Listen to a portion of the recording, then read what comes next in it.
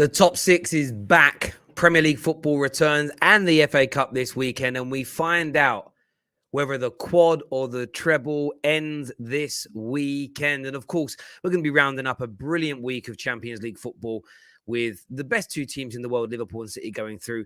Chelsea, unfortunately, falling out. Sorry, Dan. I know you're obviously a bit wavy the other night when you were watching, but he's back with us now. We're going to take a look at Arsenal. Will it be 3 defeats on the bounce? Will Egal still be smiling come Monday on the next edition of the show? And everything else in between. Do us a big favor and smash the like button. That's really important that you get that done for us. Subscribe to the channel as well. Very weird comment here. Strip Bear is Terry in disguise. Strange. It's the strangest comment I've ever seen on the terrace in my life. But there we go. But how is everyone? Everyone good? Everyone good? Yeah. I'm chilling. What about you guys? Good still. Good. Yeah, good, man. good. Safe. All good, man. Now listen, football is football. You just gotta try and hope and pray that things get better for your team. Do you know what I mean? That's the way it goes. But listen, I used to get used to watching Tuesday and Wednesday night football, and it's been a long time since I can say I've been watching football on a Tuesday and Wednesday night with my team. But we've seen some good football. A lot of goals the last few games, man. I think it just proves again how good the English clubs are. So yeah, man, all good.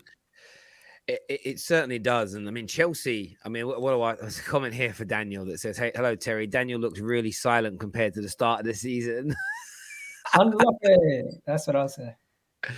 Chelsea were unlucky for Dan, weren't they? They were unlucky. Well, no, of course, we were unlucky. But at the end of the day, for me personally, we only have ourselves to blame, man. You look at the first leg, individual errors that were from the Lampard era, like that we've never really seen under Tuchel. Even then, even after playing what some of our worst football like we've ever played under Tuchel, we still could have scored a second or even a third in that game in the first leg. Like that just shows you how much better we are than Real Madrid. Like maybe people might say it's not true. I honestly believe we are better than Real Madrid in it, but we just gave ourselves way too much to do. Like the fact that we had to score 3 goals unanswered at the Bernabeu already shows you the size of the task that we was given to us, and we only have ourselves to blame, man. And it's actually annoying because we showed in that second leg, especially for the first 75, the 75 minutes before obviously Modric's piece of brilliance. We dominated that game. Obviously Benzema had his chance where he hit the crossbar, but we had like literally, I don't even know the adjective to use. We had so many chances to score in that game. Even after, normally when maybe you get the third goal, the Alonso goal that got disallowed, normally maybe that's the goal that deflates everyone. We still managed to score a goal even after that third goal that was ruled out. So there were so many opportunities for us to win, but we just gave ourselves too much to do. And really and truly, look, like I said on the day, I didn't really get to go into much depth about it. So this is the chance now. I just think that from last year where we had big performances in the Champions League, when a guy like Kante is not playing well, then you're going to really struggle to play well. And he played a majority of both legs, and he had poor games both times. So yeah, it's not the best way to go out, obviously from a fan perspective, because we were so close yet so far. But at the end of the day, look, I think we're in great hands. We can sort out the ownership as soon as possible. I think the manager that we've got is unbelievable. What he was able to do against a manager like Ancelotti, literally suppress everything. Like everything they could throw at us, we literally suppressed that. So it's just about getting the right things and moving forward. And I think that FA Cup is now a must-win. I think you guys are a really good cup team. Honestly, don't underestimate how good of a cup team you guys are. When you face these teams that have really good attacks, you set up very well against them, and that's why you've done so well in the Carabao Cup, the FA Cup, and in the Champions League. But I think that even then, I mean, that sounds like a little bit of a backhanded compliment for me. I don't think putting us as a cup team is right. I think it's a tad bit on the disrespectful side. I think yes, in the league, we've shown a bit of our weaknesses, and that comes down to, I think, me as a fan maybe overrating the squad that I thought that we had. And obviously, when you talk about winning the league, it's all about the squad that you have.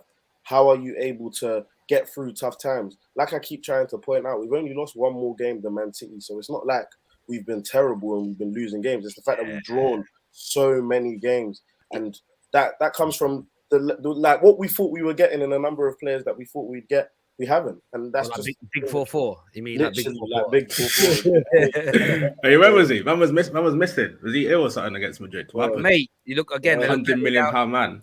Better without him. Look, I agree with you on Mad, Chelsea. I sort of feel like I still think you're a better team than Real Madrid. They're opening the first 45. Well, actually, not the first. The first 50 minutes at home, too open, exposed too much, and a Mendy mistake.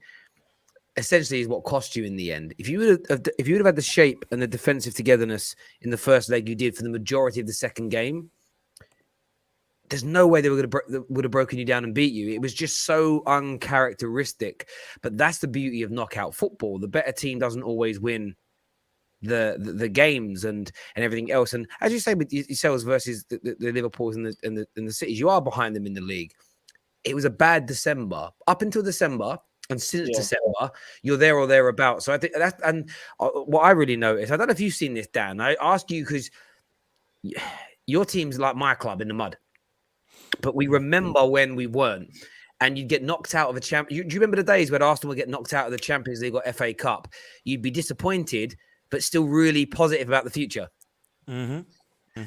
Yeah, and do you not think though with I mean, listen, the way I sit with Chelsea, just first of all though, is actually like people used, Daniel brings up a great point, overhype.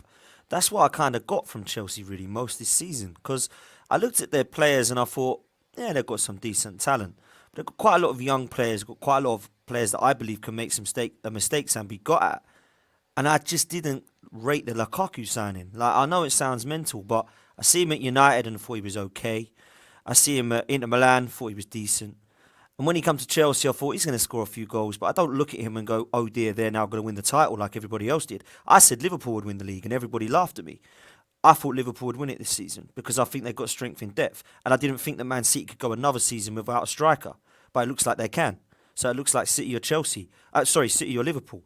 For me, Chelsea, I just never see them having a chance of winning the league. Now, I look at some of their players and think they're half decent. But going forward, hey, would you take many of their players? Like, really? Like, honestly, truly, would you take Werner? Would you take Havertz? Would you take Ziyech? Would you take Pulisic?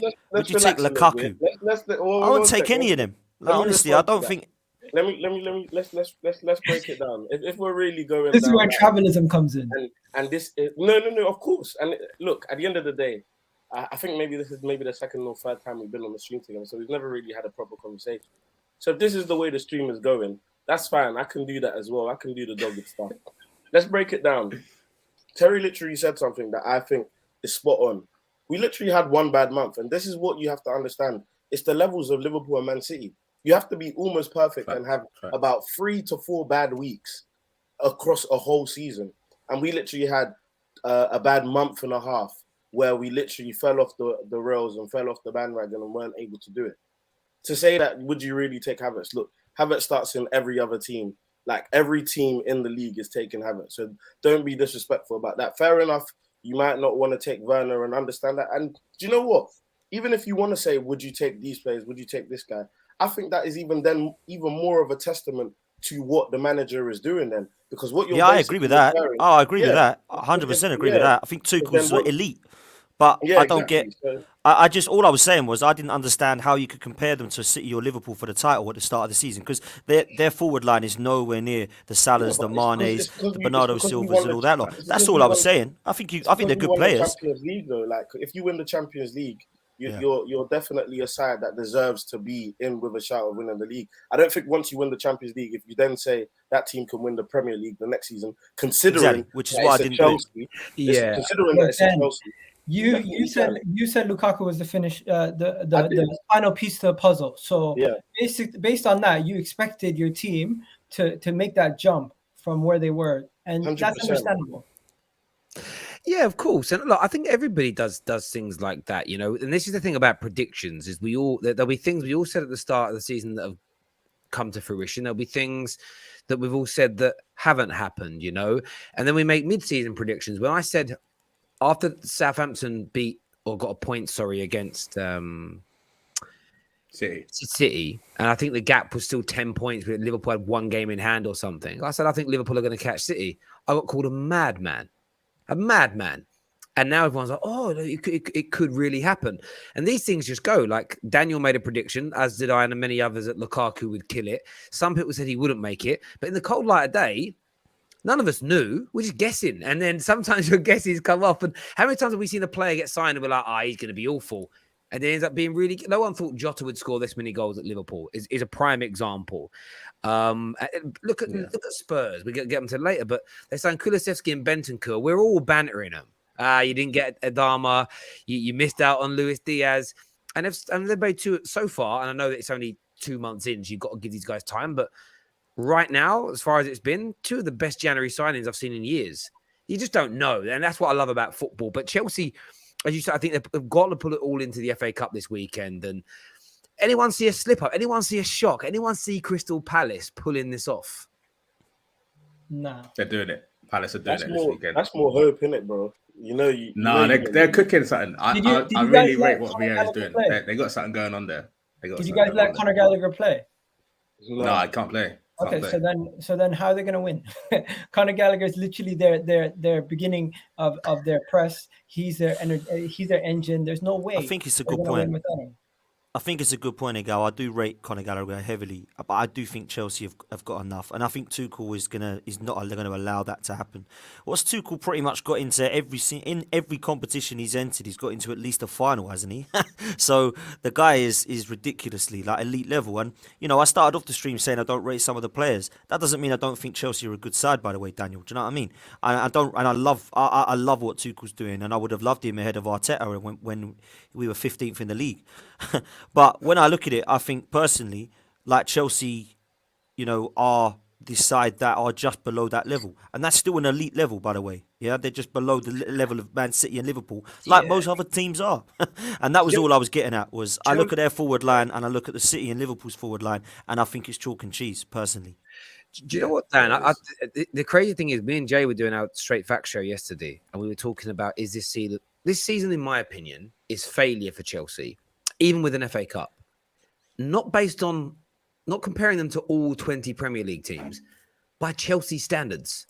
Chelsea don't win a Prem or a Champions League, and it's a fouled season. And by the way, my football club used to have that standard. Chelsea have had that for 20 years. Liverpool and City now, if you don't win a Premier League or a Champions League, it is not a successful season because you're at that level. In the context of the elite teams, and there's 6 or 7 of them right now in Europe who are in the contemporary sense at that level, it's been a bad season. And Chelsea will want to go and win this FA Cup now to give them a piece of silverware this year. A big summer coming up, and obviously we're going to talk about Todd Bowley and the hedge fund coming in to buy you. I'm really intrigued to see how that's going to work in the summer for many things. But I can't see Chelsea allowing Palace to do it, because if you do get beat by Palace, because of the size of Crystal Palace as a team, the season suddenly starts to take a very different shape. And the criticism becomes more. It's not like getting knocked out by City or Liverpool, So they've got to win, and I think Tuchel's team will. I actually think you're going to beat them.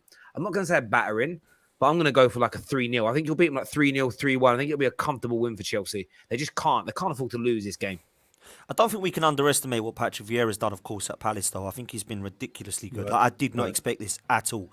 I didn't expect it. I wanted him to do well as him being an Arsenal legend. But when he came into Palace, I thought, New York City, Nice, it hasn't really gone amazing for you. But, let's see what you do there. They were favourites to go down. He had 7 players when he took over. He's had to recruit, put a philosophy and a style of playing, and he did that within 2 months. And I thought, wow, they've given all the other top 6 teams trouble as well when they play. Exactly, very, very difficult. Dan, I'm sorry, brother. I've got to come in. You're wrong, but it takes 2.5, 3 years for a process to take shape. You cannot do it in this match. Something is not right here. There's this fraud going on. You've said all I was going to say, bro. 2.5 years to take a style of play for Mikel. For Super Mick, sorry, as we were now calling him. But 2.5 months for Patrick Vieira. Sorry, Egal, but it's facts, bro. It's facts. No, but I find this always funny. Palace win a game, Mikel Arteta catches strays. What do you call it? Florentino win a game. Any team wins a game. Villarreal win a game. Anybody who wins a game that's even remotely connected to Arsenal. Marseille win a game. Arteta catches strays. It's just funny. Yeah, but you do it, Egal. What do I do? Do you know what? I'm not even going to go back in time. If Rashford leaves Man United and goes to Paris Saint-Germain and starts scoring goals, you'll be like, oh, you guys should have kept him. But when it's about Arsenal, you're like, oh, just because of... I'll do it in your voice, actually. Just because, like, Aubameyang scoring goals in La Liga doesn't mean he'd be scoring them for Arsenal. That doesn't even make sense. Oh, my God, man. That's what you do. And you'll be doing exactly the same thing, my brother. Uncanny, Terry, uncanny. take the banter. I would say this. Listen, I've got no issue with anybody from anywhere around the world watching football. Why would I? Global sport.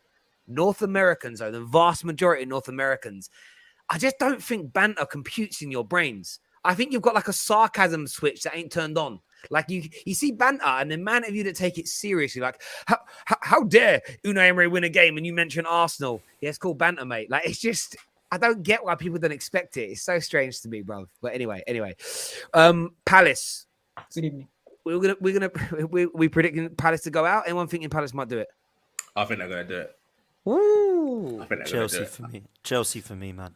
Yeah, Chelsea win. I think that Madrid game, I think that took a lot out of Chelsea, obviously taking it back to 4-3. And I think there's gonna be a hangover. I back Palace to do something. I back them. They've got a lot of firepower up front as well. Don't forget. They've got players who can cause a lot of problems. Reece James had a good game against Madrid, but obviously his mistake was a bit costly towards the end. So there's players that can cause trouble. Wait, what mistake did Reece James make? He let my man go, didn't he? I think he slipped. Was it Reece James that slipped? It was like in the first minute, man, when he pulled him down just outside the box. How was that a mistake if it didn't lead to a goal then? Still a mistake, bro. I didn't even think it can be got at. They can be got at. No, wait, one sec. You've got players that can be got at. You've got players that can be got at. Look, let's just, do you know what, maybe Terry needs to bring up my banner. Trent is a great father, a great philosopher, he's great at everything. Yeah, he's probably a great what's it called? Flipping sociologist. I don't even know, but like I don't understand. RJ has nothing to do with this. Why are you bringing Trent into it? For what's Trent got to do with this? Because I just want the facts to be. How do you make a mistake but it doesn't lead to a goal? It's still a mistake, bro. My point is that he can be got at. There's players that can get at them. I get Dan's logic there though, because if you didn't bring him down, maybe you score. Maybe they score. Like exactly. Bring him... Yeah. Just like how what's it called? Who fouled Pulisic literally because he's gonna put in Havertz 1v1 with the keeper, literally. Camavinga. Yeah, is that a mistake? Because literally Camavinga makes the assist to make Vinny pass it to Benzema for the goal. So he made a mistake. Yeah. But then come on, man. Let's not watch football like that. That's a small comment. I made. I'm just saying they can be got at. Yeah, but you're bringing Trent into it now. You know, Chelsea and Liverpool fans are so sensitive about Reece. It's not. I didn't mention Trent once. I did not mention Trent once. But you knew what you were doing. Just a little light jab. And you're mentioning Trent's got nothing to do. Didn't even play midweek. Man got a rest. These times this team got through to the semis. That's how it is.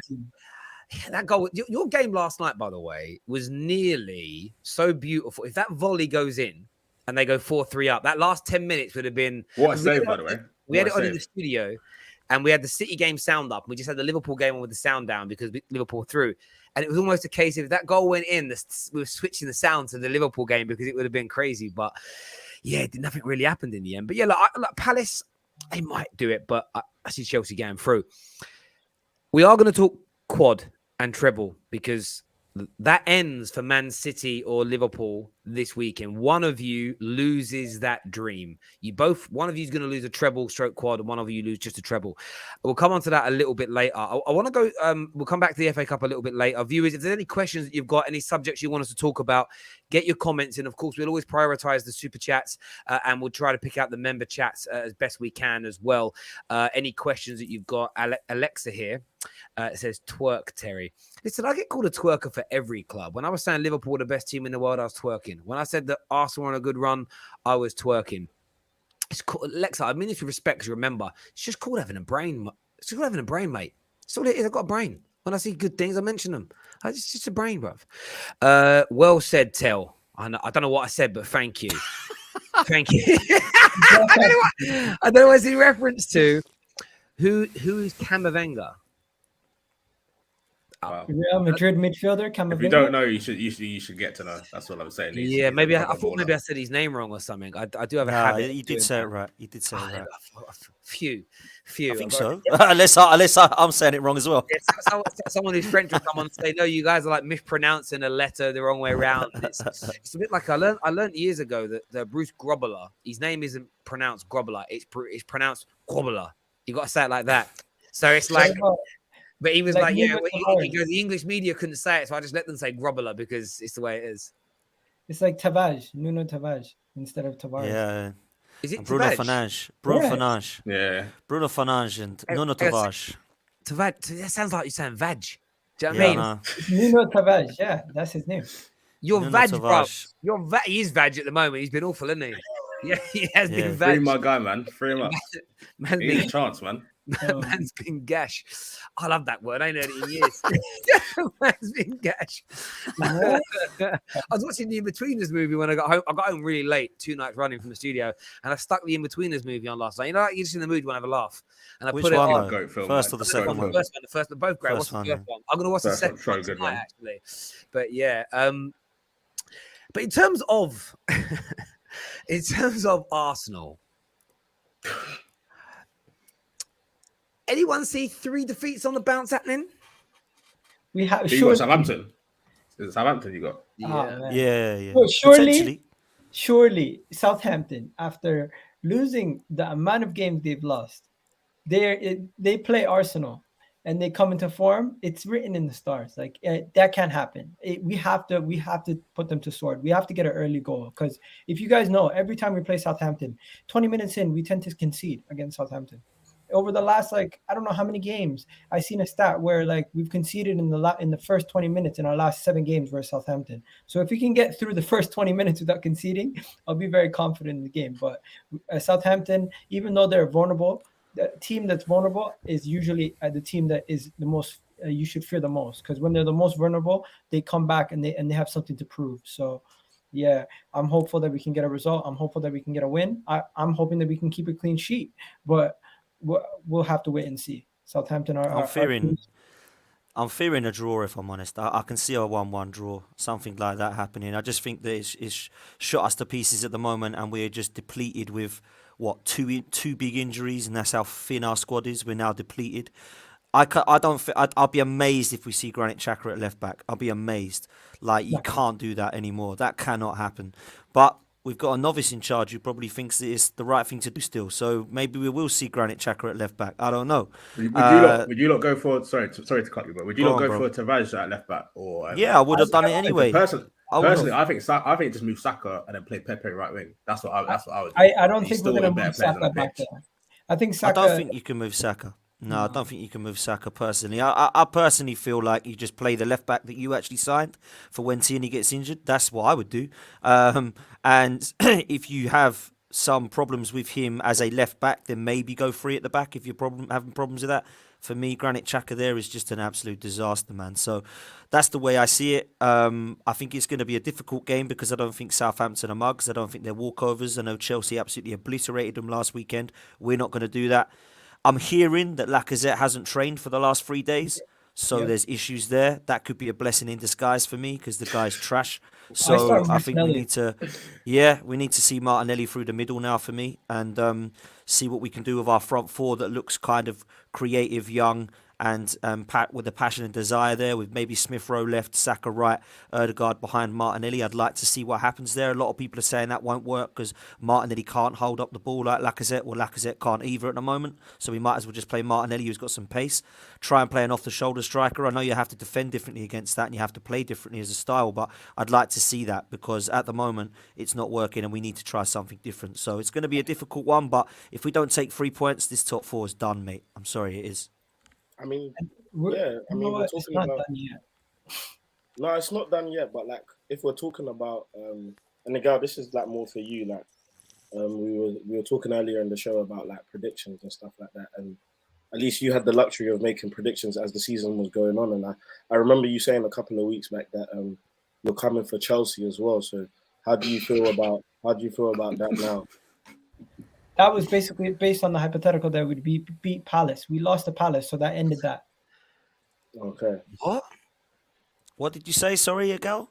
Based I on a said hypothetical. that was based on the hypothetical scenario that if we beat Palace, we would be coming for Chelsea, which we didn't beat Palace, so we can't mathematically come for Chelsea anymore because they went 6 points clear that weekend. Yeah, but did you believe you were coming for Chelsea or not? Because that's what people are pointing at. Like, every prediction's hypothetical. Come on, No, Egal. no, You did, of didn't course. you? You did, Egal. You did. I definitely did, because realistically, when you see a team dropping points and you're performing well, you back your team to continue to perform well, and you back the team that you don't support to No, I continue get that. I get that, Egal. I get you back your team, but did you actually think that we would do it? You want to know something? I looked at the fixtures and I said to myself, it was really hard. It's almost impossible for us to catch them. But if they continue to drop points, we could. That's the thing with Arsenal fans, though. Like, you didn't even have fourth, like, anywhere near nailed down, and you're talking about getting Bro, third. if we would have Just keep me out of this convo, yeah, because I did not say this, all right? Dan, if we would have beat Palace, we would have been 2 points behind them. That's all I said, and Okay. that didn't end up happening. Look, the problem that I think Arsenal have, and obviously, look, I was speaking for all fans a couple of weeks back, and I got grilled by Terry, Jess, and Neeks. I got grilled. I was speaking for all fans when I said there are circumstances that happen in football, objects in the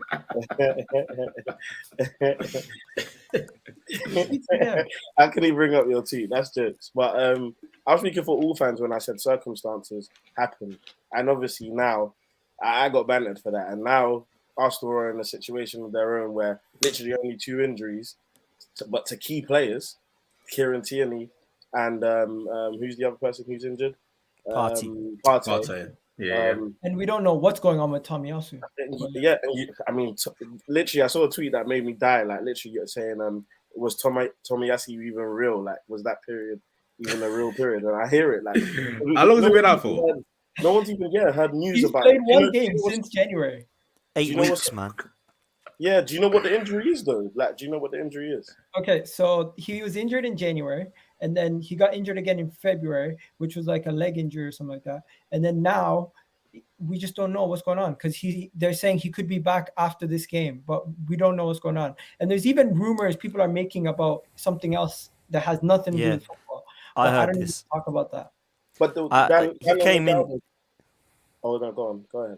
No, I was just going to say, he was injured, right? And we rushed him back to play Liverpool in the League Cup because we were so badly desperate. We had nobody else. And I ain't seen the guy since, right? Oh, so when Jota had him on his hands and knees? Yeah, Jota decided to give him an absolute pasting, which, to be fair, he probably had a chance of doing it when he was fully fit anyway. But because he was about 30% fit, it just looked even worse. And to be fair to Tomiyasu, he's been one of our most consistent performers. He's been class.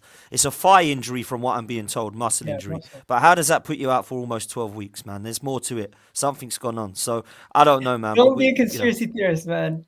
Yeah, I've heard a couple of rumors. You talk about the betting thing, like yeah. You know who made that? Some guy I know who has like 5,000 followers on Twitter made that rumor, and then it blew up. Someone made a TikTok on it, putting 2 and 2 together, putting pictures and graphs from other games where we got yellow cards and he was playing, and then now people actually believe that he's part of this betting scandal. Does he work for Betfred, this guy, or what? I don't know. Yeah, it's crazy. I just look at Arsenal. Like, in terms of this game Saturday, I agree with you, Dan. It's so must win because I was very. I mean, I must have. I think I've got this bad judge. I think I ruined teams. I tweeted during the Chelsea game, "Yo, where's Benzema been today?" I didn't say cooking. We get on. Like, me and Lee Gunner had a big debate 3 weeks ago when Arsenal were in the ascendancy and the trajectory was good. I'm saying you need to praise your team for improving. Do you think you went too early now, Tel? Do you think you went too early now? No, because it looks that way. Like for YouTube, people view what we do, yes, because everyone likes to banter. What I said at that time was right. You had improved and you should celebrate it. What's interesting about my opinion with Arsenal was, this is where I got into a lot of scraps with the TPFs, the toxic positivity fans, and the negative guys. The negative guys didn't like me saying there'd been improvement. But at the end of my sentence of you've improved is, but you've got to maintain this and keep going. Otherwise it means nothing. And the positive guys didn't like the fact that I'd say you'd improved. Terry Flew this time we've got better. Yeah. But you've got to maintain it because you're not there yet. What do you mean we're not there yet? It was almost both sides I feel were wrong. Win. It was almost like there are improvements, but you still need to maintain them. And if Arsenal fall away from this point, you have to look at your manager. And Daniel brought up circumstances. Yes, you've had injuries, but this is where managers make their money. And I'll give you an example last season. The reason Liverpool had such a bad year, even though they got back into the top 4 in the end, is because Klopp made too many mistakes when he had the injury crisis. Once he settled and used his centre-backs and centre-back and put his midfield back together, they won 10 on the bounce. If Klopp made that mistake, now, no one calls him out because he's such a great manager. And so look, Fergie made mistakes. Wenger in his peak made mistakes, and no one really called them out because of how brilliant they are. You play Brighton at the weekend, who don't score goals. And you had Partey missing, and whether you like him or not, Xhaka is your next best midfielder, and you took him out of midfield to play left back. It wasn't because Tierney and Partey were injured that you lost. It's because your manager made the wrong decisions on the day. You are a better team than Southampton. Even with the injuries, you're better. They might have a player or two that could get into your team, your squad. That's it. You should be better. This is going to come down to nerve. This is going to come down to bottle. This is going to come down to desire. Pushing yourself to get over that line. And Southampton are in a weird space because they've been embarrassed in their last game, so they might want to bounce back. But they also will feel vulnerable. It's like a fighter when they've been knocked unconscious. They go into their next fight thinking they're okay, but there are always those little demons in your mind of like, I'm not invincible anymore. And it's such an important game. But I agree with Dan. If Arsenal don't win, a draw for me is as good as a loss because Spurs are beating Brighton. Spurs are too good right now. They're beating Brighton. If Arsenal lose, that's Arsenal's season finished. And then the conversations around Mikel Arteta have got to start. To lose 5 out of to lose 4. Would it be 4? Yeah, to lose 4 out of 5. Out of 5 games when you were the 80% guaranteed top 4 finishers. It's almost unforgivable. And then we've got Chelsea, United, and West Ham after that. So, yeah. And you do realize Man United will be the one remaining game. Because, by the way, we're free hit FC for the rest of the season now because that season's over. Like, we are with those other... I don't even mean that as banter. We're like those other... we won't beat you, though, Tel. You know we won't actually beat you. I was about to say, we'll beat you. I have this feeling we'll beat you. Yeah. In the sense of... we're I'm going to the game. It's written in the stars. You're going, are you, Egal? Yeah. Mate, you're going to be Legal on the day, bro. That L is coming, G. Harry, what's my record when I go to games? You're 2-0, right? 100% record this season, yeah. So we continue. Then you should put more of your money into supporting your club, bruv, and get off TikTok and support your club. And maybe you win more, bruv. What are you saying, like Izzy, Dan, like, about Arsenal? Do you feel like they're going to crumble, or do you think they'll re-galvanise and get back to the form they were showing a month ago? I think it'll be typical Arsenal to kind of get their shit together when it's too late. I think. The Southampton game, I can see that being a draw, to be honest. I can see Southampton coming back after getting a beating from Chelsea. And it'll be Arsenal's luck. It'll be typical Arsenal to go and get a dodgy result there, then go and beat Chelsea, go and beat West Ham when it's too late. Spurs have already got top 4 nailed on. But I think, for me personally, this Arsenal situation is down to Arteta, really, and the lack of activity in Jan, letting make the nails go, letting Aubameyang go, who... Even though he's banging goals on now, it probably was right for him to leave, but you've got to replace him. You can't leave it with 2 guys who've got, 4 or 5 league goals between them. So that's for me, I know like at the beginning of the season, Arsenal probably would have taken 5th, but if you mess up now and don't get the top 4, I think it's all on Arteta, to be honest. I think it's all on Arteta. Terry, there is a comment from one of the members who said something very interesting. I think you should bring it up. It was, who's more of a miss between Partey and Tierney? I think, in my opinion, I don't know about you, but Partey long term is going to be a bigger miss than Kieran Tierney, in my opinion, because Partey, there's nobody who's going to replace him. There's nobody in this team that can do his role, and we're going to have to change our whole system to fit around the fact that we don't have Thomas Partey. But with Kieran Tierney missing, we've had him missing at times throughout the season, and we've survived. So I just think Thomas Partey being out is going to be a bigger blow. What do you think? From Egal and Dan, just quickly, can I know what your Arteta stances are like? Are you in, out? Do you think he's the right man? I don't know where you lot stand. I'll let Egal go first. Listen, I'm backing the manager until the end of the season. I think he deserves my respect for what he's for the fact that he. That's not backing The it. most political answer I've Listen, ever listen, heard. listen to what I'm saying though. I think we can re-evaluate the situation at the end of the season if circumstances change dramatically. But at this moment in time, I'm backing the manager, and I think there's other people we also have to look at and question in this situation, such as the Edu, such as other people that are also running the club. As much as we hold Arteta accountable for these things, we also have to hold some of those people accountable also. But what has to happen for you to reevaluate his position? Like, be specific for us, please. What has to happen? A dramatic drop off out of the Europa League spots completely. I think dropping out of top 4 at this moment in time, even if we finish in the Europa League spots, I still think it's more of a detriment to Arsenal. And if we do go into the summer trying to find a new manager and trying to find new strikers in every single position, as we're going to do. And I think Edu needs to be held accountable for the January window as much as Arteta does. And some of these decisions that we do hold Arteta accountable for, we also have to hold Edu accountable. And he is the first person I'd fire off the chopping block. So basically, if you, as long as you qualify for the Europa League, you're backing Arteta. I think Arteta deserves a little bit longer in the job. Yeah. Do you not think though you missed a massive chance if you don't get top 4 this season? Because whether you like it or not, United are going to get stronger next season. It looks like Ten Hag's going. Spurs, yeah, baby, yeah, we're by back. By stronger, I mean 5th. I don't mean. You know what? I think we definitely missed. I think we missed. This was your chance. This was your chance to get. I think we missed our opportunity in the January window, my guy. In the January window, we had an opportunity to sign a striker. I think if we would have signed a striker in the January window, we could have easily solidified this. And I hold that down to wasting our time. That's the sackable offence for me. That's the sackable offence for me as well. I mean, listen, there's been a lot of sackable offences in my opinion. But Egal, you can't big up Arteta for the Ramsdale Tomiyasu signings and then blame Edu for not bringing anyone in January. It works both ways. Like Arteta and Edu both have to take the blame for January. You both have to. You can't start saying Arteta, bow down, Ramsdale, Tomiyasu, Ben White, oh, genius. Edu's rubbish for not signing anyone in January. Like, come on, man. Like, it works both ways. Both of them have to take the blame. Both of them. Yeah. Okay. I agree. Go on. Let me ask you this, though. When it comes to Arteta signs off the final signing, when it goes to the board and the board are turning down deals that Edu's making, such as the Arthur, such as some of these deals that we were trying to get over the line, and the deals are not even getting past the board, is that on Arteta?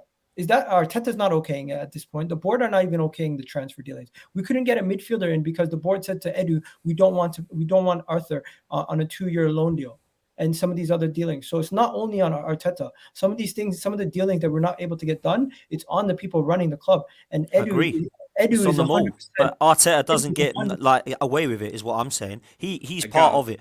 It's not just Edu and Vinay. It's always all of them, because they are the way that we're being told, and I don't work for the club, but the way that we are being told this works is that Arteta and Edu together select the players that they want. That's why Arteta was getting all the credit for Ben White, Tomiyasu, Ramsdale, Ødegaard. Absolute messiah this guy is for signing them. But when it comes to January, Edu was a nightmare. No, Arteta was as well. And on top of that, and Egal, like, I'm not trying to call you out per se, but when we were asking you on the transfer deadline night and the day after, are you disappointed you didn't sign anybody? No, yes. We cut the wage bill, we got rid of the bad apple. Yeah, Arsenal fans turn into accountants all of a sudden. We're saving money now. Positive, and that's what I mean by the TPFs. The TPFs were on that, like no one. Terry, that's not fair. I was adamant that before the window started and during the window that it would be a failure if we do not sign a striker or a midfielder, at least one signing. And even at the end, I understood that we're not going to get a midfielder, at least get a striker in. Up until the last day, I believe we were going to get a striker. So when we left with no striker, I was disappointed. Can I ask you a question then? Just quickly. Sorry, Terry. Yeah, go on, man. Would you looking back then? Do you not think Arteta should have just been like, you know what, Aubameyang not getting on, but just stay till the end of the season? Got to replace Aubameyang, bro. If you weren't going to replace him, do you not think at least you see them now banging 10 goals in? Would you not have kept him? Do you not think it wasn't Aubameyang going that annoyed me? Yeah, it wasn't Aubameyang going that annoyed me, because if he's disruptive and he had to go, it was not replacing him. And if you can't replace Aubameyang, and that basically says Arteta is like, don't worry, Laka and Eddie have got us top 4 strikers right there, man. They are absolute woeful. The pair of them are. I mean, Eddie and Nketiah makes Franny Jeffers look half decent as a signing at Arsenal. Do you know what I mean? That's how bad he is. Lacazette has been dreadful. He scored 4 goals, 2 of those are penalties this whole season. All of the bottom 4 Premier League teams going for relegation have strikers that have scored more. I think Pukki scored 8, Josh King scored 5. I think Calvert-Lewin scored something like 4 or 5 as well because he's been injured for most of it with Everton. All of those players, Leeds as well, have got Rafinha who scored more goals than Lacazette. It's embarrassing. We've got relegation form striker right there, and everyone thinks we're going to get in the top 4. But this is my problem, though, that I think that a lot of fans have with Arsenal fans. Again, obviously, there are going to be anomalies, and I'm not saying it's everyone, but just like when we come on these streams and whatnot, like when a large majority of the fan base says something or believes something, everyone starts to cling on to it. And when Arteta was going through that form, I'll tell you now that 80% of the Arsenal fans I know were saying that top 4 was guaranteed. Like, everyone believed it. The football was great. Arteta's got them in a great system. It was only after Gabriel had a disaster class against Crystal Palace that Gabriel might not be the centre-back that we should have going forward for the future. Like, do you know what I mean? Like, and it's interesting, Daniel, you say Gabriel because Nuno Tavares is the one who's actually been dropped, not Gabriel. So all of a sudden, Tavares was an absolute disaster. The player he signed, by the way, to be a backup to Tierney. Now Tierney's out. We're doing everything in our power not to play this guy. It's a madness. I can't understand it. So it's bad mismanagement. And for me, this guy, everyone's saying in the chat, what would I do if we don't get in the Champions League? I'd sack the guy because I can't have for another season without Champions League football, which is why we sacked Wenger and Emery. We didn't sack Wenger and Emery because they didn't get us a title. We sacked them because they didn't get us in the top 4. Yeah, everybody wanted Wenger out because he wasn't going to take us to a title. Yeah, he got sacked because he didn't get in the Champions League. So why is it okay to come 8th twice and then miss out on the Champions League yet again when you're playing 1 game a week, spent for 250 million, $250 million we've spent now, and we're still no longer really. And this whole process thing has got to stop. 5 years, we're only 3 years in, so we've got another 2 years of this. Oh my God! Let me tell you now. It's not just that process thing. And I think, Terry, don't you remember the stream where we were literally cussing out that whole process? The process is literally BS because there was this thing where I heard some Arsenal fans saying, "Yeah, we're in the Liverpool stage of our process where we're sorting out the system and the philosophy, then we're slowly bringing in the players." Come on, man!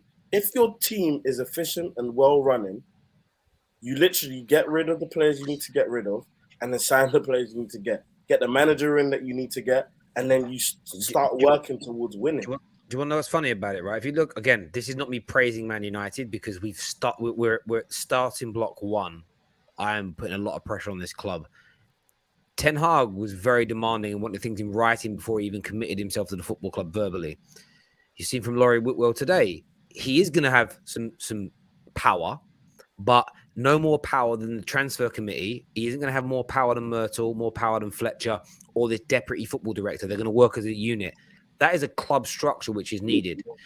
We don't know whether this is going to work at Man United because so far the last rebuilds haven't. But this is where I disagree with Arsenal fans that they have to keep Arteta because the players you're profiling to buy fit Arteta. This shouldn't be the Arteta way. It should be the Arsenal way.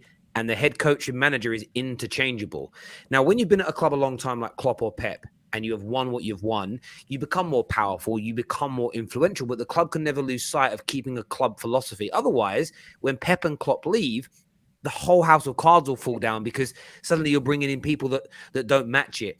So I don't think Arteta being your manager should have any... If you're being run right, him being your manager or not should have no bearing because there are better managers out there than him in the world. And if he does need to go, you bring someone in who is suited to the profile of player that you have, the style of football you've been trying to build, and the transfer targets you're looking to buy.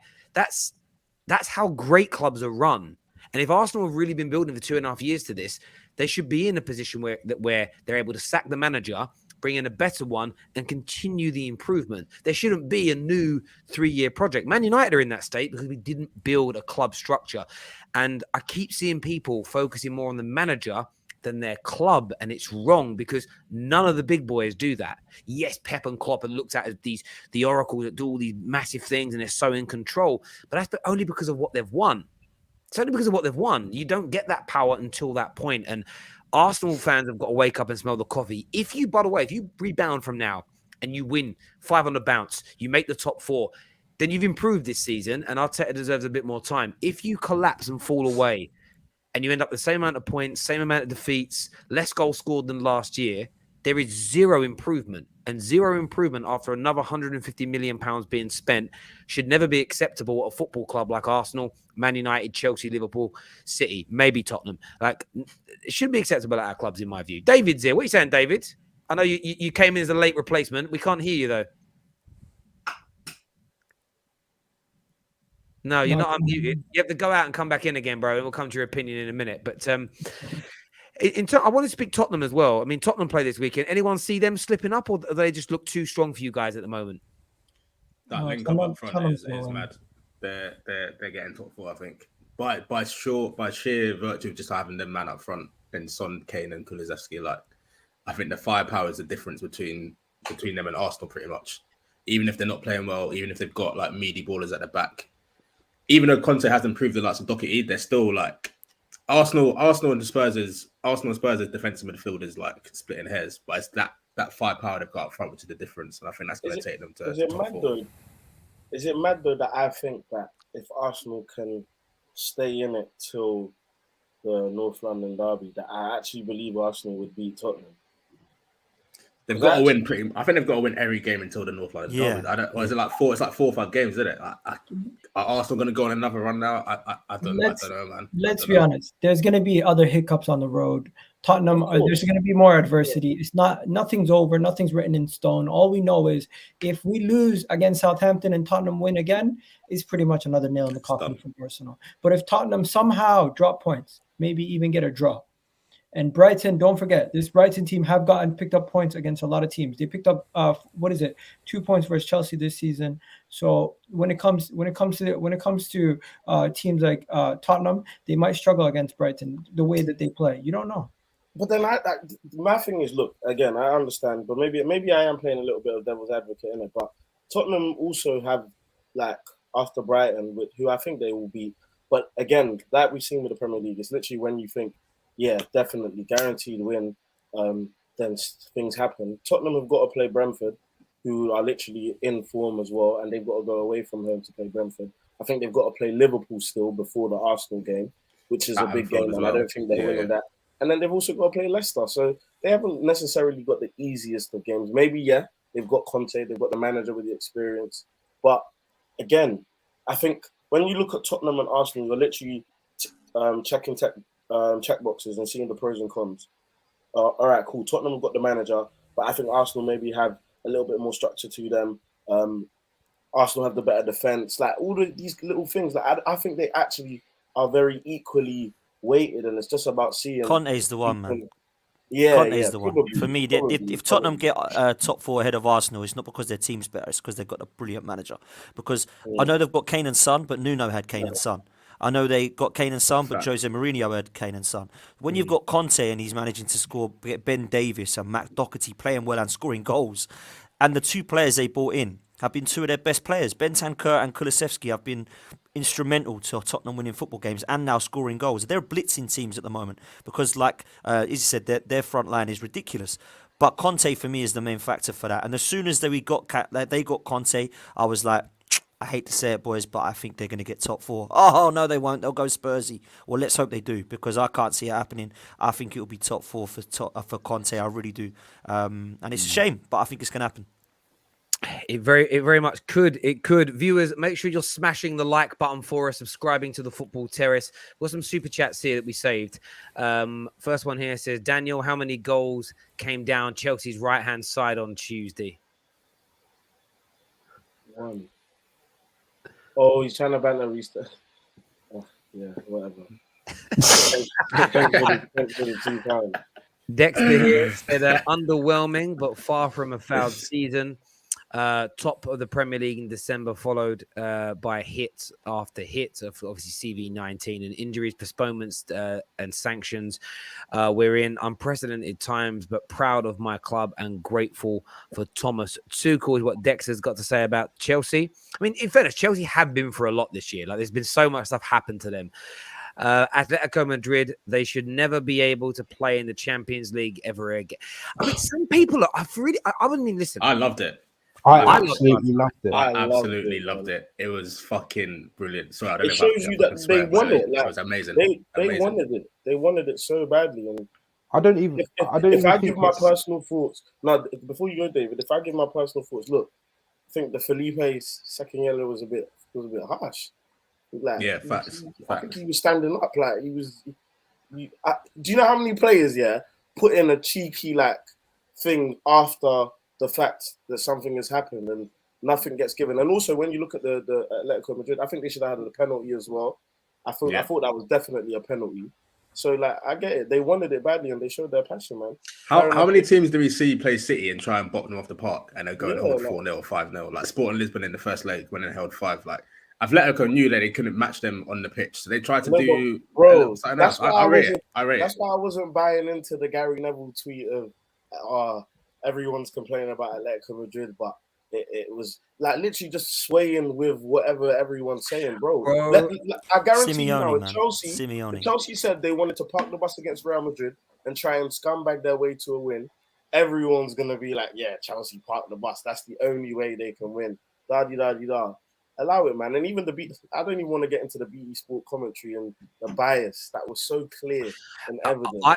It annoyed me. We were in the studio and I'm listening to it. And the one thing, I can't remember which person said it. They said that that was all instigated by Savic. And I went, no, see? Bias there. So first and foremost, I kind of got why Felipe got the second yellow. But he only kicked out because Foden clearly landed on him on purpose. Again, I play football. Foden didn't have to land on him. And he did. So then the kick happened. So Foden, for me, instigated it, which, by the way, I've got no issue with. Foden then gets kicked and pretends he's hurt and rolls 8 times to get on the pitch to delay time. He's literally rolling off and on the pitch. That's what instigated Savic. Savic drags him off, and then City players start pushing him. It was for me, when you look at the whole incident, 6 of one and half a dozen of another. It was great. Grealish came on and tried to give it to Biggin. And the fact that his hair pulled. His hair pulled. He got his hair pulled and he took it. He ran to there and took it. You pull my hair in public, I don't know what I'm going to do, but I'm not going to stand there and take it. Do you know what I mean? At the end of the day, I'm not going to bait myself. I don't even think what Savic did was that bad. The guy came on the field. He just tried. He didn't even kick him off. He literally picked him up and just tried moving him. And he dragged him like it was rubbish, man. They're all sat there oh my god, this is a disgrace to football. When he goes home, I'm sure he'll be looking. I'm just like, Rio, you probably would have done the same thing. Roy Keane was your teammate. He literally broke a guy's leg for no good reason. You know what? Both BT Sport and Sky in the past couple of weeks have tried to tell us that the Man City Liverpool rivalry is the greatest of all time.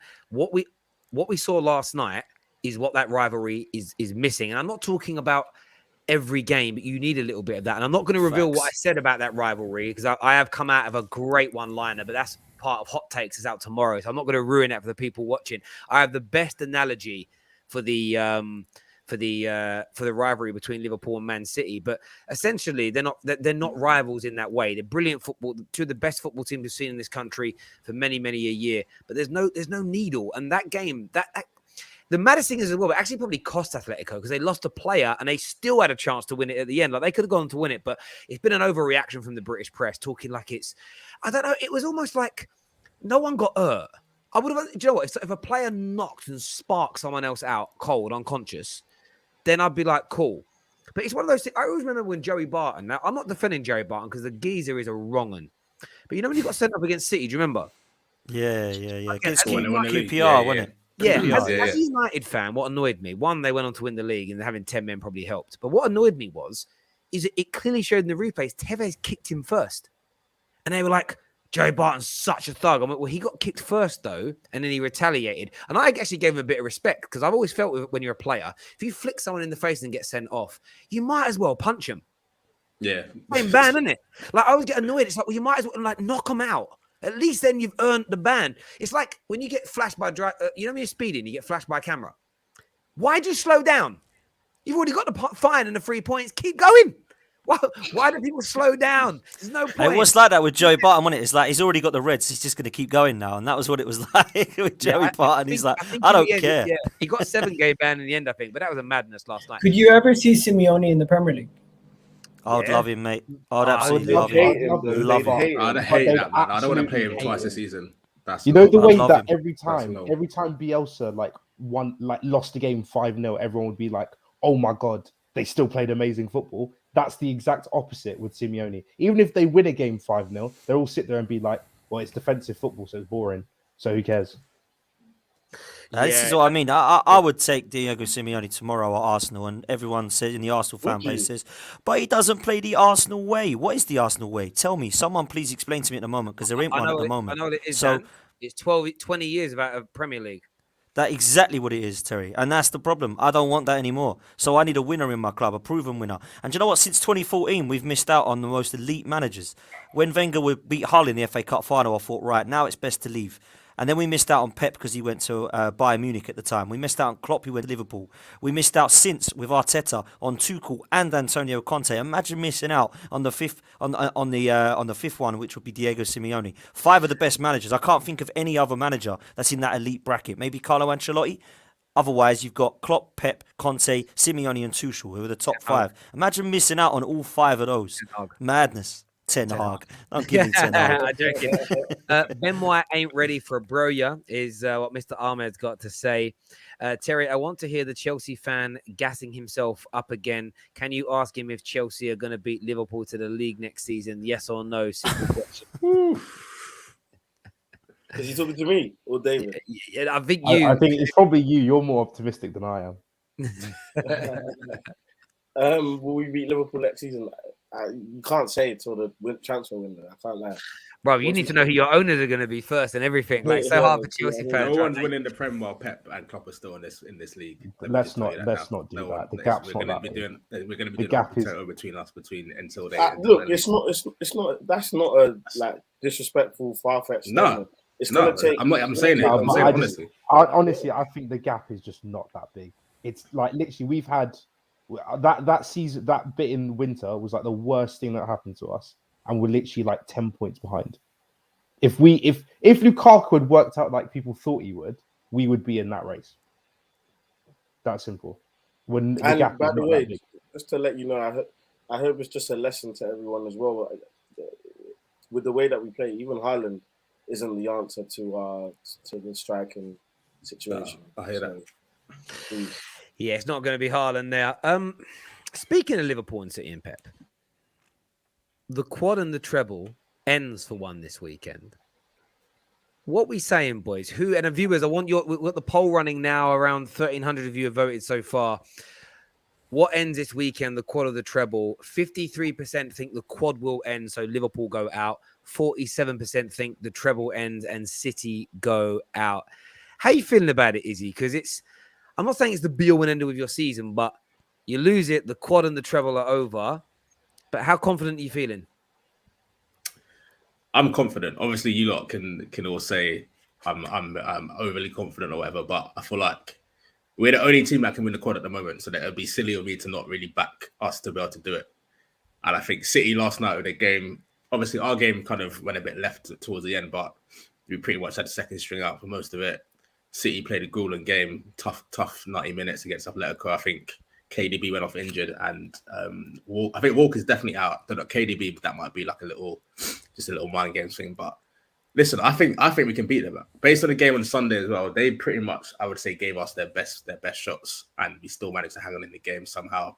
When it was half time, I was thinking it might be 3-4-1, but we managed to somehow pull it back to 2-2. So I think in like boxing terms, like everyone's like to do like boxing analogies and that recently, I think they gave us their best shot and we came back up. So there's no reason why we can't do it on Saturday. And I'm confident, man. I'm confident. I thought they were class against you in the first half. I thought that was ridiculous. Outplayed like, us. The way they played, it was so good. But obviously you didn't lose the game. It was an elite game of football, in my opinion. I thought it was class. I don't know what it is like until this season with Klopp. Like obviously he's got the League Cup now, and I was just like, that was. I didn't tip him to win that because I felt like domestic cups is something that Liverpool really needed. And under Klopp, I know it sounds silly because you've won the league and the Champions League, but I felt like you do need to start looking at those competitions seriously as well. No, So completely. there's something completely. yeah, and there's something in the back of my mind that says that you're going to do this one as well. I don't know what it is. I don't know why, because Man City are class. I don't know the situation with Van Dijk. He was out last night. Is that right, or was that just a rest, or what? No, I just rested. We literally rested our whole Okay, back cool. four. Right. Okay. Cool. It was pretty much second team last night. I just Pretty much fancy you, second man. team. I fancy Liverpool. I don't know. I just fancy Liverpool. I really do. I think, Is Kevin De Bruyne and Kyle Walker out, if I'm not I mistaken? think Walker's Kyle definitely out. Walker's He gonna like be could out. barely walk. He Yeah, could barely walk. but I De think Bruyne, I don't know if KDB they just took him off as like precaution or not. Okay. But I just think, yeah, sorry, go on, bro. I was Go just on. gonna No, say, go on. if you rewatch the first two games, you can see clearly that it was both home teams took advantage of the situation. Now that it's being played in neutral ground, and with the fact that City are just coming off a game where they played in the Champions League, Liverpool coming off a game where they played in the Champions League, I'm looking at Liverpool and I'm saying, you know what, they're fully rested. They have majority of their players ready. City have some injuries, and I think this is the game where Liverpool beat them. It's going to be a tight game, but I do think Liverpool are going to just edge it, in my opinion. I think, yeah. Do you know what? I think it is a situation like that. I think it's maybe a bit too logical. Do you know what I mean? It's hard to, when we just always apply logic, it doesn't always pan out. Do you know what I mean? I think personally, I would rather see, even though I don't think either team, but neither team, one of the, what's the English now? I don't think any of the teams are going to do the quad or the treble, so Man City and Liverpool, but I would rather see a treble from Man City than see a quad from Liverpool. So, yeah, like, I will be rooting for Man City to win this one, but I do think Liverpool are the favourites, just based off the fact that City could have two key players out. As we all know, having two key players out means it can derail your season. So, Arsenal catching a few strays there. But no, like it's definitely KDB and Kyle Walker are two big players against a team like Liverpool. And Liverpool coming in with their full strength squad. I think Klopp's going to go out with the strongest possible 11 and going to try and win that game. I don't know. Has Kelleher been the cup keeper in the FA Cup? Nah, he didn't play the last couple of rounds actually. It was just a League Cup where he was like he's played all the way. And I think I'm glad you bring that up because I think Alisson this season has been clutch for us so many times. Even last night, Nunes looked like that shot was going in with that volley, pulls out a worldie. Bro, that goal's in. I honestly think he could have gone out. Yeah, because at that point we had like two disallowed goals. They were both like proper close calls as well. Yeah. And I think just the goal for what Terry said, if that goal goes in last night, I kind of back Benfica to go and get another one because we'd like made 5 subs at that point. The team was looking all mad. The high line wasn't really working with our second string defense. So I actually think Benfica would have gone and got another one. Yeah, because you wouldn't have had the ability to bring on some of the other big boys to shore things up. And it was almost it reminded me of that famous clip when Man United got their equaliser against Bayern Munich, and you suddenly realise that Bayern Munich had taken off their best players. And it was going to go to extra. We thought it was going to extra time. And remember the commentator saying they've taken off like Effenberg and 2 others whose names I forget. They've taken off some of their best players and their best performers on the night. And now we're going extra time. And obviously it didn't matter in the end. But sometimes those kind of things, it would have been great. But I'm with Dan on this in terms of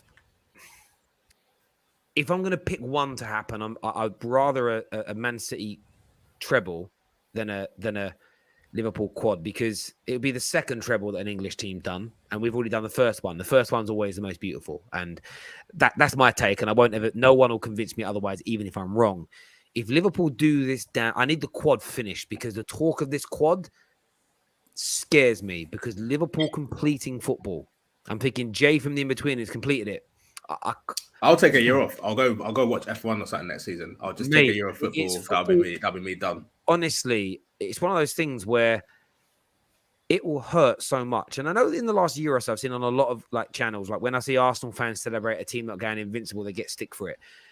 I don't agree with that. I think the history of our football clubs is important. Yes, you want the clubs to still to this day be continuously like win and be good.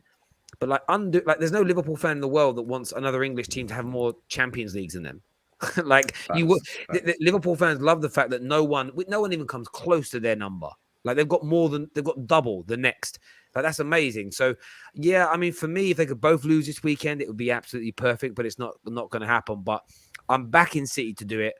I want City to do it because I actually don't think City are going to win the league either. I think Liverpool will do that, and that'll end for me in terms of what I think is going to happen. That means no treble, no quad. I can kind of relax a little bit then, like not fully relaxed because my team's in the mud, and both of our biggest two geographical rivals, and Liverpool being our biggest rival, are going to win. You know what Terry's doing, man. I can see it. I can see it in his eyes, man. You're doing reverse psychology, man. You're like, Liverpool going to win the league. Liverpool going to win it anyway. So that when City do, he's trying to apply pressure, isn't it? Yeah. So that's what it is. I bet any money. This is what Terry's doing. This is the thing I hate. The fact I don't want Liverpool doing the quad because I can't think of a worse team for it happening because all their fans are just so annoying. Imagine the films that they're all going to be making about winning Liverpool 4 fans trophies in one nightmare. season. Amazon, Netflix, my gosh, everything, YouTube. We're going to milk it. So unbearable. We're going to milk it forever. But listen, until it's off, it's on. So I'm fully backing us to do it. No, I fully think Liverpool win this weekend. I want City to win, but I think Liverpool will do it. But we'll beat them in the final, so it's fine. Yeah, I'm not really. You know what? If it's Liverpool Chelsea final, through, Chelsea have a better chance of beating City than they do Liverpool, in my opinion. No, I disagree with that. I disagree. I actually disagree. Every time we played Liverpool this season, we should have beaten them by at least 2 goals. At least 2 goals. I don't know about. I wouldn't say that, but no, I believe that every time. I think every time Bridge, we threw away 2-goal lead. That was mad, but yeah. I hear what you're saying. You play better than us. Yeah, I play better than us. Yeah. Like, and look, even if we don't want to talk about what's happened in the Premier League, let's talk about what the recent final. I think we should have won that game. I think everyone, with the chances that we had in that game, the disallowed goal, whatever, or Lukaku offside, whatever, I don't care.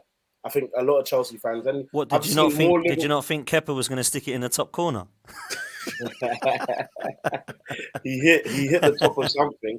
It just wasn't the corner. Do you know what I mean? So yeah, no. Like, look, I think facing Liverpool, I want to see the Liverpool because for some reason we've just struggled against Man City this season, man. I just wouldn't want to find out whether we could beat Man City in the final. I'd rather play Liverpool, who I know will give us a chance, especially with that high line, 1000%. I'm just winding you up, man. Relax. Do you know what's interesting for me? I've got a question for you boys. Is what's in my head? If City do the treble with everything else they've already won, or if Liverpool do the quad, do they become the greatest ever Premier League or greatest ever English side in the history? I think if Liverpool do the quadruple, then I don't think there's anything better than that, is there? I mean, you know, Arsenal fans will probably say they didn't go the league unbeaten. I'm sure we'd throw that in there, but 4 trophies, you win them all. Yeah, I've got to say the greatest ever, surely. In this era as well, against Prime City, like that would be mad. When you talk about, I think what it's distinctions, isn't it? When you talk about individual seasons in terms of what we have seen from a team, the greatest team we have seen.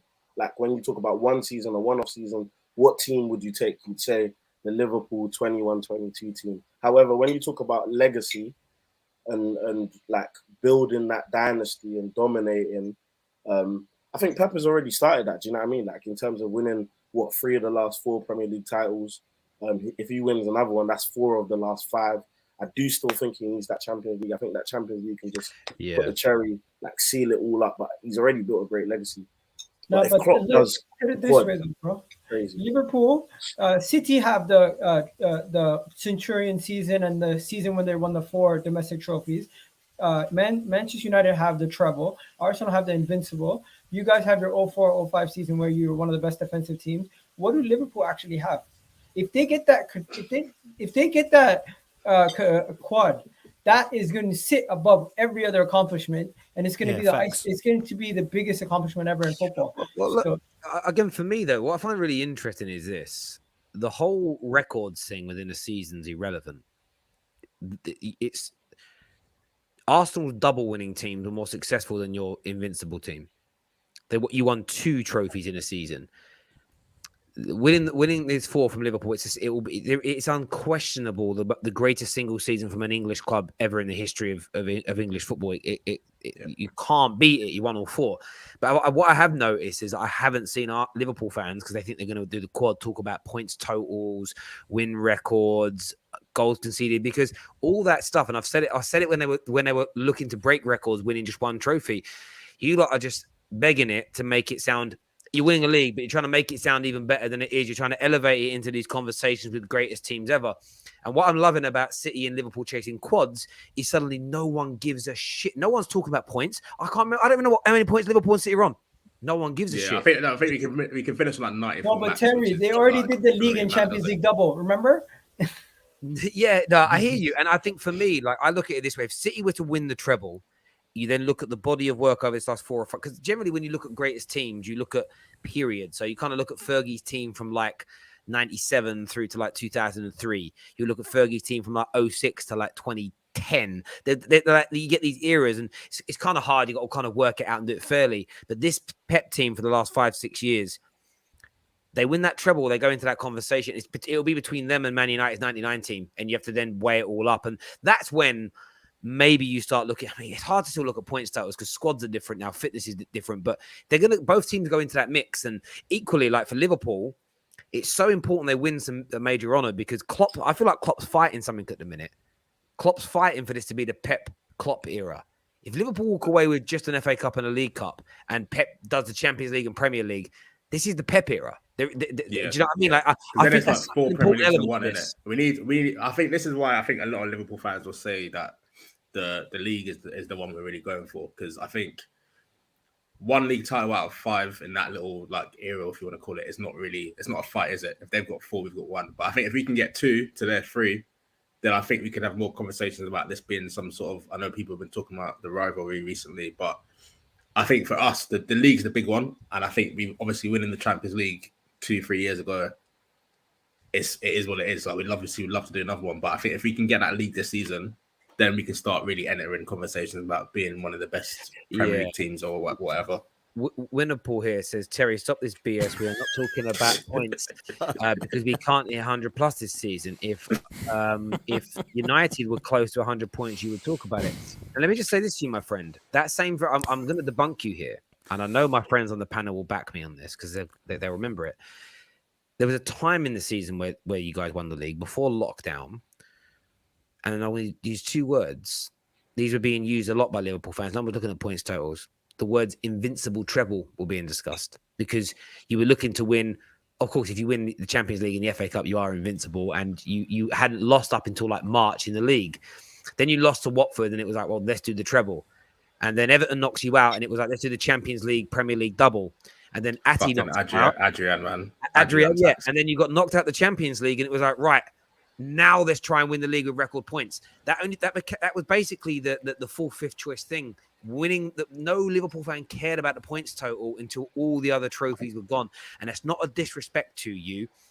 I'm respecting the fact. Listen, Man United and Liverpool are the 2 most decorated clubs in England, not because of how many points we've won, goals we've scored, win streaks we've had, top goal scorers we've had, player of the year nominations.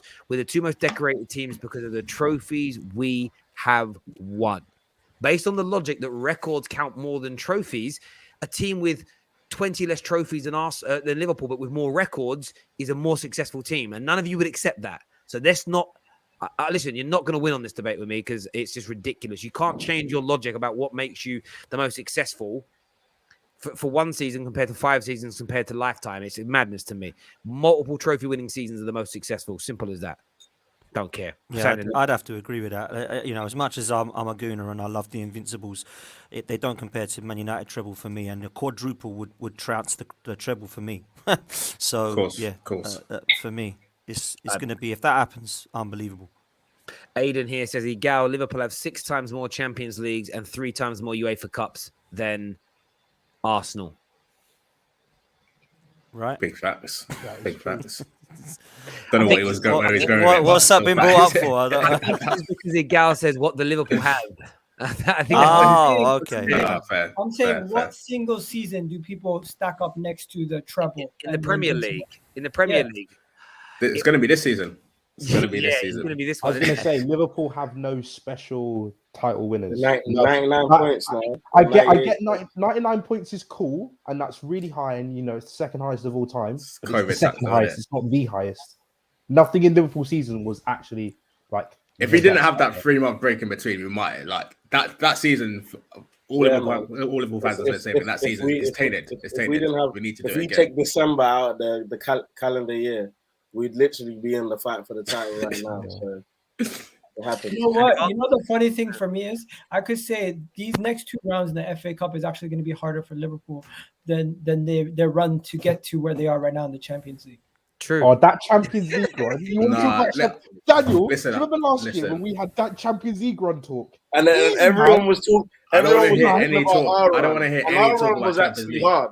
Everyone was talking about our run. Is it our fault? Is it our fault that Villarreal popped out? I'm not saying I'm not trying to hear that. I'm not trying to hear that. saying I was cool with you Chelsea fans before. Champions League, And then why am I trying to do? Champions No, League's all about I'm not randoms. hearing Champions it. I'm League's not all about hearing it at all. randoms. But all I'm do you saying know what last it year, is? everyone was chatting so much about the run. No, do you know what it is? You man are forgetting we had the group of death and we won every single game. Group of death. Every single game. That wasn't the group for death, Every man. single That was game. AC, death. Atletico, Porto. Like Atletico champions. Who Atletico, Porto, and Porto. I literally just said AC Milan. European Giants. People European Giants. Allow it. The European Allow Giants, it. bro. The European it. Giants. I'm not trying to hear no talk. Can If I you get to the just say semi-final- quick? if Can you I get just to say the quick? semi-final, you're a proper I'm team. culpable. You're What for? culpable, yes. Can I- Because look, I remember these things. Last year, you said Terry came at me for literally saying that regardless of the route that we had, because you were trying to argue that the other route is harder, but I was saying just because it's maybe a teensy-wincy bit harder doesn't make our route any less hard. This is one of the worst runs to the final ever.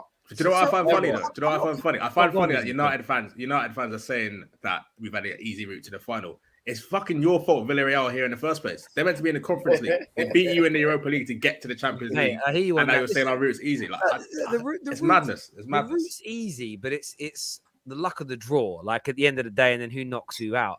The only reason last season I said that you had an easier run than the other side was the way the Chelsea fans on our show celebrated the draw. The fact that when you see someone go, yeah, we got what we want, that means you're saying it's easier than the other side. That my logic was based on your reaction to the draw. Like, I don't know. No, but that doesn't. No, that's considering the context of the time. Just because we're saying we got who we preferred, that doesn't mean it's like it might not in another person's eyes. It's actually the harder side. Yeah, but If you make the last 8 of the Champions League, you're a top team. You weren't celebrating because you thought it was as hard as the other side. You were celebrating because you knew on paper it was easy to deliver. By the way, I haven't said Liverpool's run hasn't been easy, and I think you're right, Egal, to your point. To win the FA Cup now is potentially harder than winning the Champions League for Liverpool. Sometimes I've said it before. Sometimes winning the League Cup, depending on the draw, can be harder than winning the Europa League. Because if you're in the League Cup, you've got Liverpool and City to beat and Chelsea.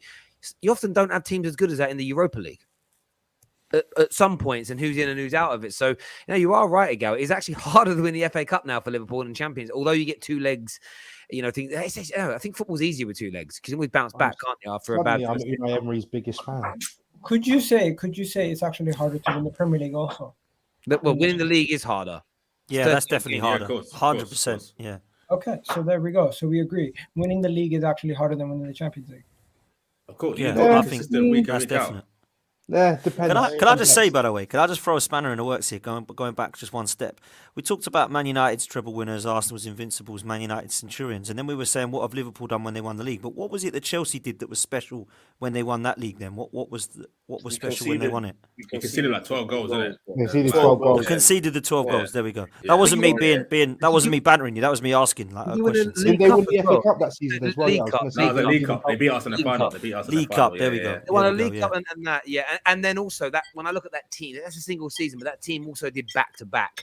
So like that's what I was going to say. That's why, for me, when I look at the runs of a team, so over a 5-6 year period, like back-to-back league titles is again another thing that I hold in high regard, and that was only because it's hard to do. Like we did these stats at a show at the end of last season, and like since 1920 something, it's only been done like 11 times It's crazy. Like, it's so rare to actually go back to back. So that's why, like, City do it now and they do 2 back-to-backs in 5 years. It's elite. 2 like, back-to-backs and on top of Champions League. yeah, it's ridiculous. It's ridiculous. Obviously, United's 2 best teams did 3-peats, but we will leave that for another 3-peats, baby. I don't know. Only reason why I brought up the league is because when Chelsea won their Champions League, I did mention it's harder now to win a league than it is to win the Champions League, and I was crucified for that because it seemed like I was downplaying their league title, which I wasn't. No, Chelsea fans said that. Yeah, look, some kind of compliment, in it. Like, obviously, the root, like literally the root of the debate. Of course, it's harder to win a league, in it, but when we've just won the Champions League, I don't think that's the best thing to say after we won the Champions League, especially when you support Arsenal. You know what I mean? You're on the celebratory stream, and it's like, well, it's not that hard though. Winning the league's harder. That's never going to go down well. You know what I mean? It's like farting at a funeral. It's not. You just don't need that shit. Everyone's breathing heavy because they're crying. They don't need to breathe that shit in. Terry, the treble is also just a record. Okay, so is that what we're saying? It's just a record. So basically, with the league table is just a stat. Then just a stat. Meaning stats can be manipulated. Listen, Liverpool. I know. Listen, my guy. I know you love your club and you always want them to be seen as the best. But by the same logic, that means all your trophies mean nothing because they're just a stat. Your 6 Champions League trophies mean just as much as goals conceded trophy stats. They're not. The trophies mean more. I'm sorry, brother. Winning more in one season, winning them back to back. Why was Real Madrid doing the 3-peat in the Champions League so historic? Because it's unprecedented. And when you do something unprecedented, it lives on. It lives on longer. It lives on longer. The 3-peat will be remembered a lot more than getting 99 points. Just will. I don't even know why I'm debating that. But there we go. Comment here says we've got the best comeback in the Champions League against Milan in 2005 and against Barca in Europe. We are elite. Facts. Very good comeback, no doubt about it. Spurs will have something to say about that. 99 United. I can't think of any other classic comebacks. Barca. PSG, yeah. Chelsea the other day, if it finished at 80 minutes. No. Honestly, mate, I had my title for the show ready. Greatest comeback ever. It would have been because it would 100%. It would have been. We saw Terry. No way is that better than Barcelona and Liverpool. No, I think it is. No, away from home in the burn. You had the luxury of going home. No way. You man 4-0. You're basically playing in the training ground anyway. It's not even a proper burnabout. And you don't get what's it called? No away goals as well. Come on, man. That's a huge thing. 4-0 to beat Barcelona. Did you see the image of Unai Emery saying Arsenal sends his regards to Bayern? Oh, that was funny. No. Arsenal not involved for me, in Liverpool. Where did you come from, Egal? I was just trying to involve us in somehow. You know what I mean? Yes, you do. Yeah, I see that. For me, Liverpool with AC Milan, that's the best ever for me. Yeah, Liverpool AC Milan in the final. Unbelievable. Mainly because of how shit our team was as well. Like, everyone talks about Jimmy Traore as well. No, you weren't bad. You weren't bad. I actually don't look at Man United's game because it was so quick. I don't look at it as a comeback. I don't know if that makes any sense. It's Man United's the way we won it, I feel is the greatest ever moment in the Champions League because those 2 goals came so quickly. It's a moment still, if you get where I'm coming from. Where I agree with that. Comebacks almost like you're dead and buried, and there's no way back. We're only 1-0 down. You weren't dead and buried, were you? Yeah, exactly. Because we were 1 goal behind. So, but I think I actually think they're different, and they're not even the same feeling because the way our game ended, like there's no better moment than Solskjaer's goal going in because we'd lost it 2 minutes ago. What's been a better moment than Solskjaer's goal? I think Didier Drogba's header at the Allianz Arena. Did it win you the game? Of course you would. That was level. Torres as well against Barcelona. That is Torres Barcelona. That's up there. I think that's top 3 moments. I think it's up there. Nah. From Premier League, we're obviously very Premier League biased because we watch our team more. Of course. Moments. I mean, it's one of the top moments. But yeah, for me, Ole Gunnar Solskjaer's goal is because it won it. It's the last kick of the game. I think about it, I wasn't even born. Well, you're not. Doesn't count. Egal was watching ice hockey when that happened. I don't know what else he was in Canada. Which game? Which game? Oh yeah, mate. Ollie, this was his best comment ever. Solskjaer's goal was a boring tap-in. I literally stuck his leg out. All right. That'd be a really good game for the last 5 minutes. What I want you to do, people, is make some of the greatest moments in football sound boring and rubbish.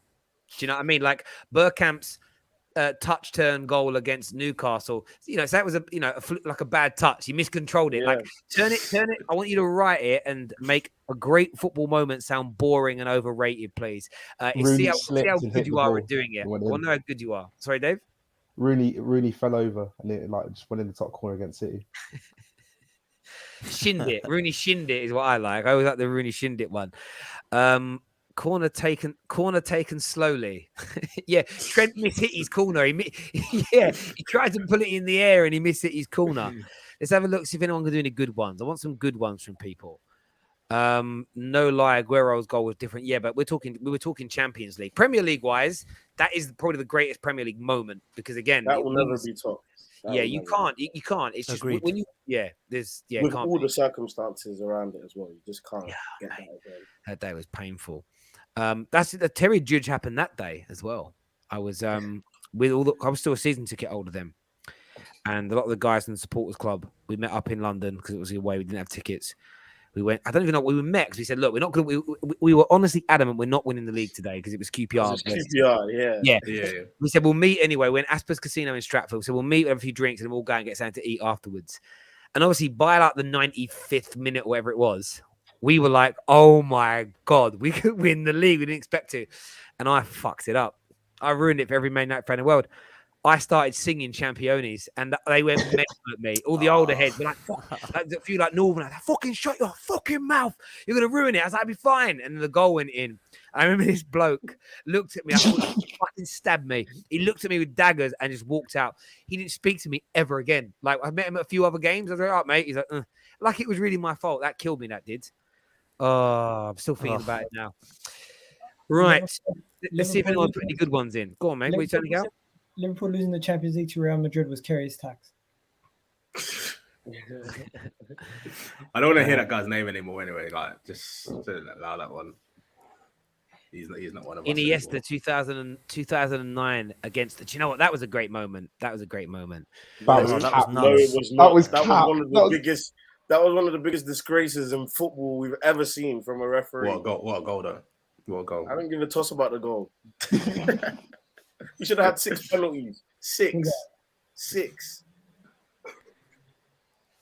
Was that the it's a disgrace moment? Disgrace is a disgrace. Yeah. But that's one of those games where I celebrated because I honestly felt we had a better chance of beating Barca in the final than Chelsea because I thought if we played Chelsea 2 years running, they'll definitely beat us.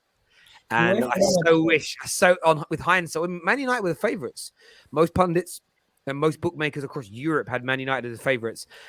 And I really played Chelsea. Some little Argentinian kid just showed up. 8-9 minutes of the game, and we were we're in this. We had a free kick that was parried, and Partey sung that he got to it. And then after that, we did nothing.